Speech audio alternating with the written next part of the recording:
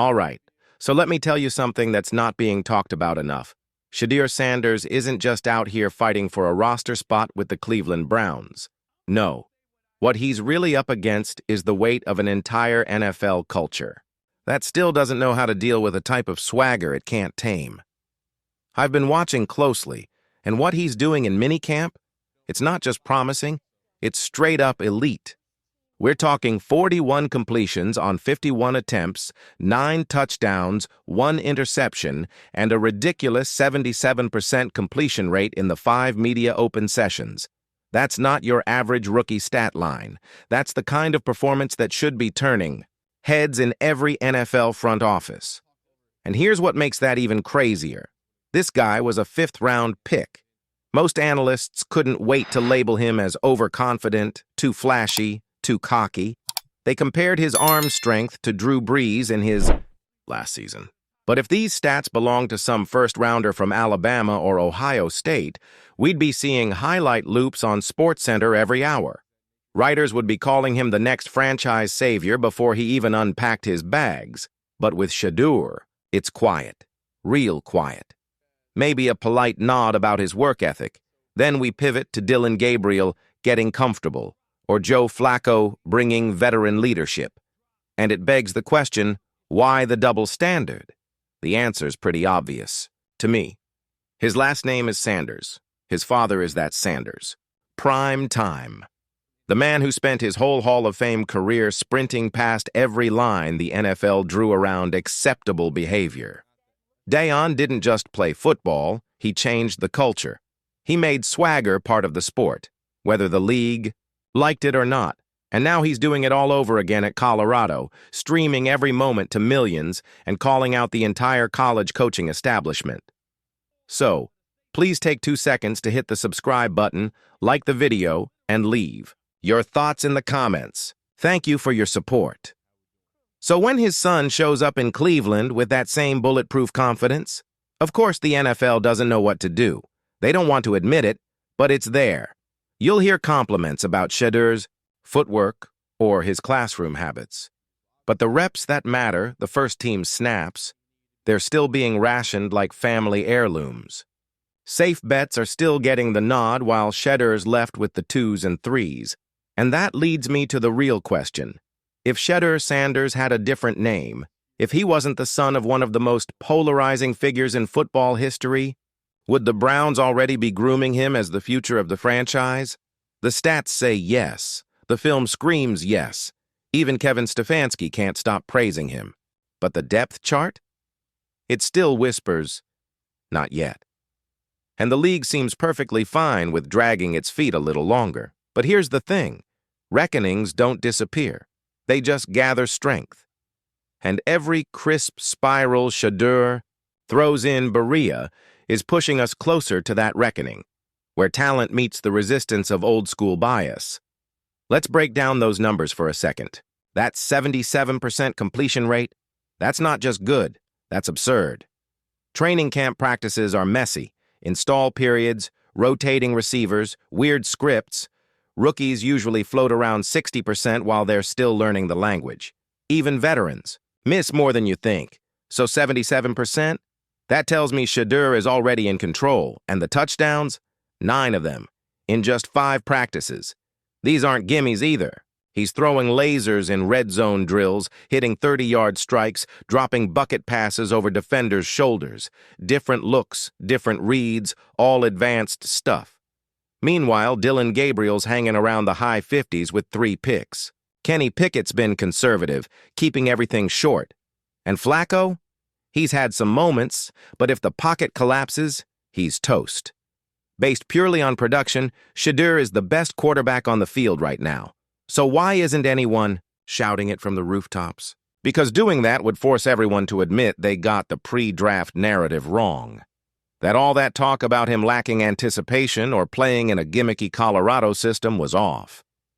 If Shedeur's this good now, what does that say about all the scouts who doubted him?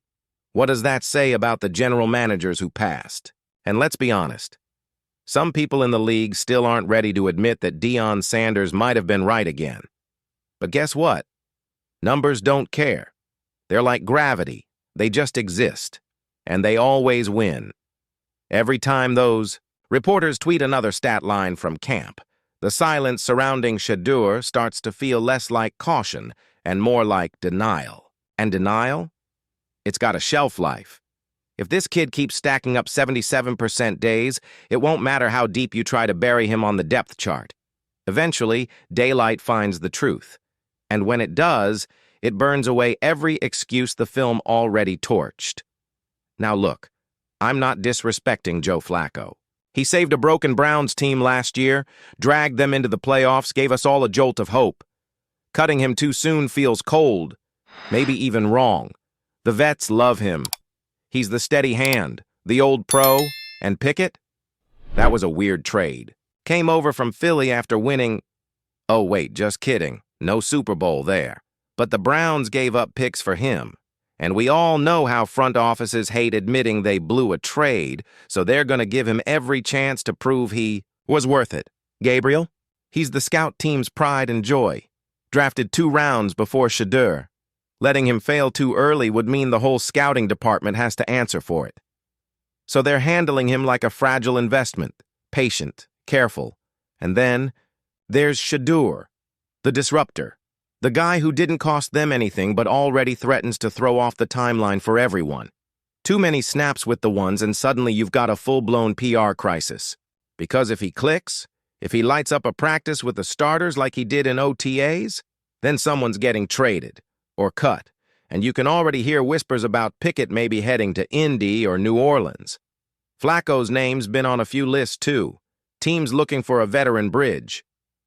If either of them moves before week 1, we'll know who forced that hand. At some point, merit wins. It always does. Shedeur's not just stacking good days, he's stacking evidence. And soon the front office won't have anywhere left to hide.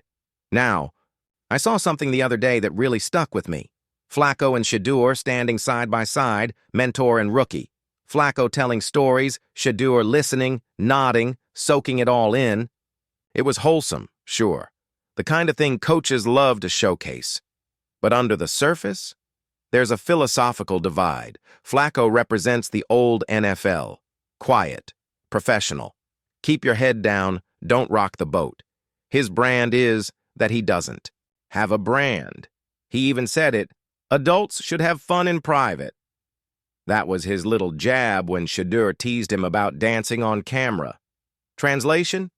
If you want to be taken seriously, act like me. But Shedeur, he's new NFL. He streams, he engages, he sells merch, he responds to fans in real time. His generation watched Mahomes win rings and make TikToks. To them, authenticity isn't a side dish. It is the main course. So when you put those two worldviews in one QB room, yeah, there's going to be tension.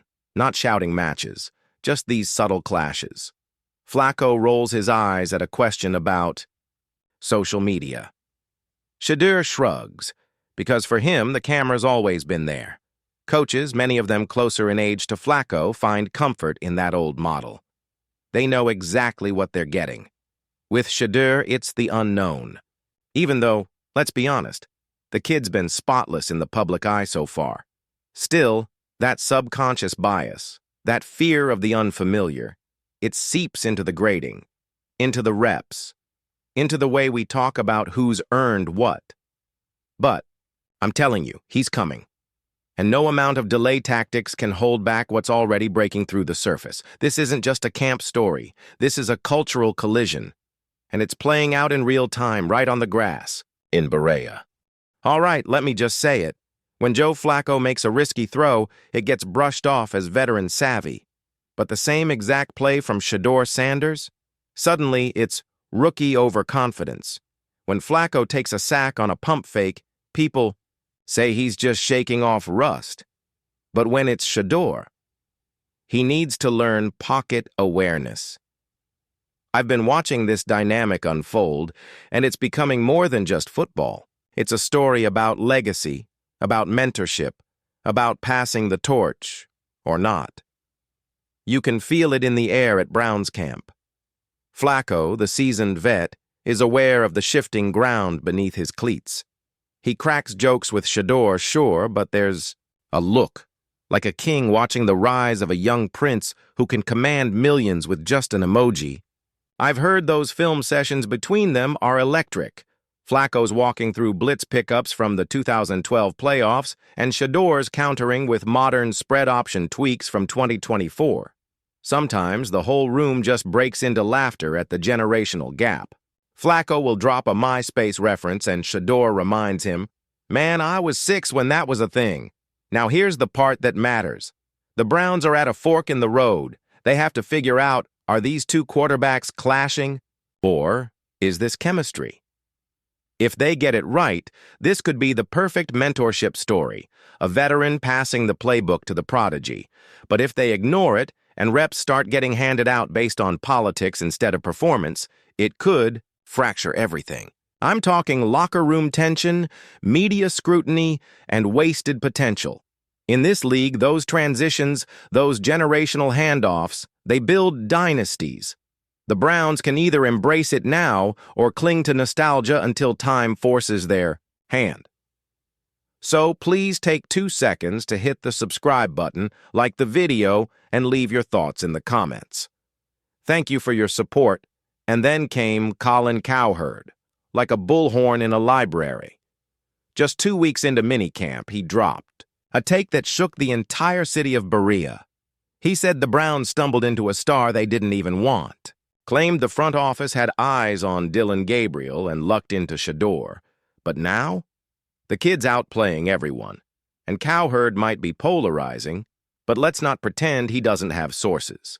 He doubled down, saying his league contacts saw Shedeur looking sharper in private practices than even what fans have seen.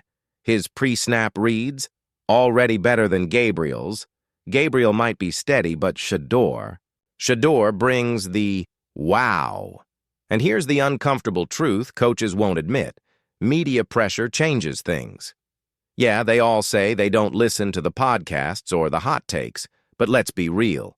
These narratives move ticket sales, spark fan energy, shift player morale. And when a national guy like Cowherd declares Shedeur the best QB in camp, the local media can't just ignore it. They have to respond. And the easiest way to cool that heat? Give the kid more reps. Let the field speak.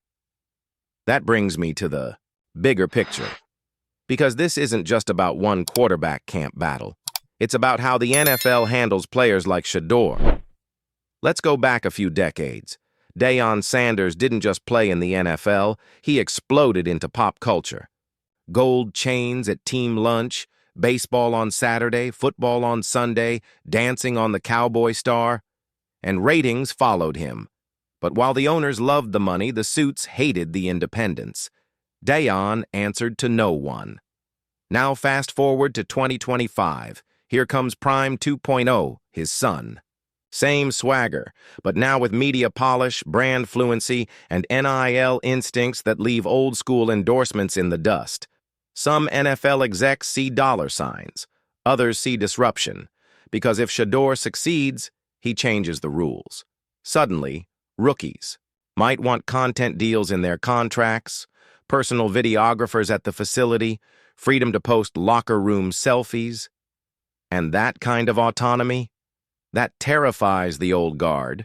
Stephen A. Smith said it flat out. They couldn't silence Deion. So now they're trying to silence his son. The league doesn't want a quarterback who knows his value before they can put a price tag on him. And let's not ignore it. Race is part of this. The NFL celebrates black excellence sometimes, but only in certain shapes. Russell Wilson, polished, corporate, polite. Deion, loud, proud, untamed, and Shedeur. He's not hiding his flash. He posts celebration edits. He retweets fan memes. He shows off luxury watches. It's not unethical. It's just loud.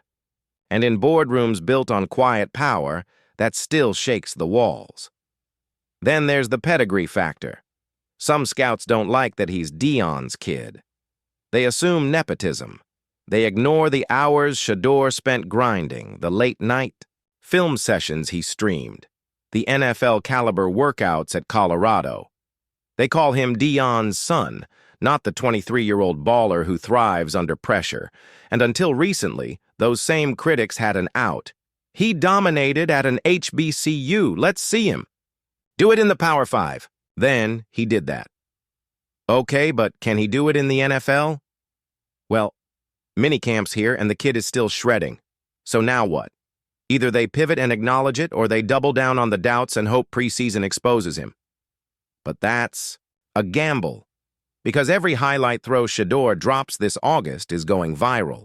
Deion will post it, fans will meme it, analysts will dissect it, and the longer the league drags its feet, the worse it looks.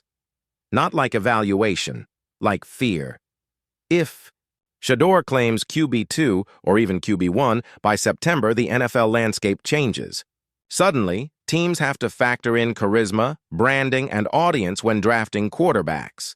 NIL stars may rise up boards instead of slipping.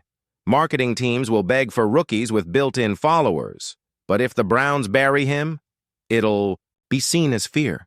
They'll get headlines saying they chose comfort over talent, and other GMs, they'll be circling, calling Andrew Berry like, "Hey, what would it take to get Sanders in a different uniform?" Imagine Shedeur lighting up MetLife in a Giants jersey. Imagine him running Peyton's offense in Denver while Cleveland settles for mediocrity. Fans won't forget that. They'll roast this franchise for years because the NFL sells hope. And Shedeur Sanders is hope. He's energy. He's future. He's what people want to believe in. If Cleveland fumbles that, it's not just a bad football decision. It's a PR disaster. It'll echo like when Chicago took Trubisky while Mahomes changed history. And if the league tries to muzzle him, Deion won't be quiet. He'll go live on ESPN, pull receipts on Pat McAfee, tweet from the sidelines. He'll make sure the public knows exactly what's going on. And once that narrative sets in, that the NFL benched a star just because of his lineage or his flash, even neutral fans will rally behind him. So what should Cleveland do? Easy. Lean into the merit. Make it a fair fight. Count every rep, stream the scrimmages. Because transparency kills conspiracy. But that takes guts. Because if Shedeur outshines the vets on a live stream, you've got to give him the job. And that's the heart of this whole thing. The Shedeur Sanders story is a referendum on what the modern NFL actually stands for.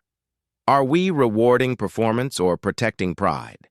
Are we building a league that celebrates undeniable talent or one that punishes players who don't play by the old rules? Because here's what I see.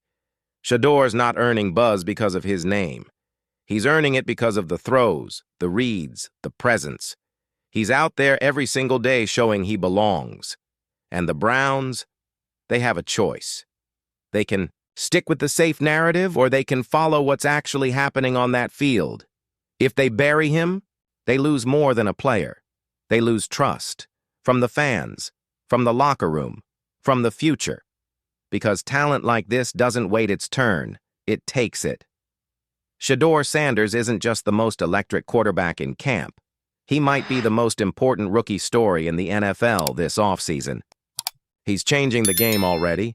The only question left is, will Cleveland let him finish writing that story, or are they going to close the book before he's even picked up the pen? Give him the reps. Give him the shot. Prime time may have been too loud for some folks, but I don't think they'll be able to silence his son for long. Thanks for watching. I'll see you next time with more football updates.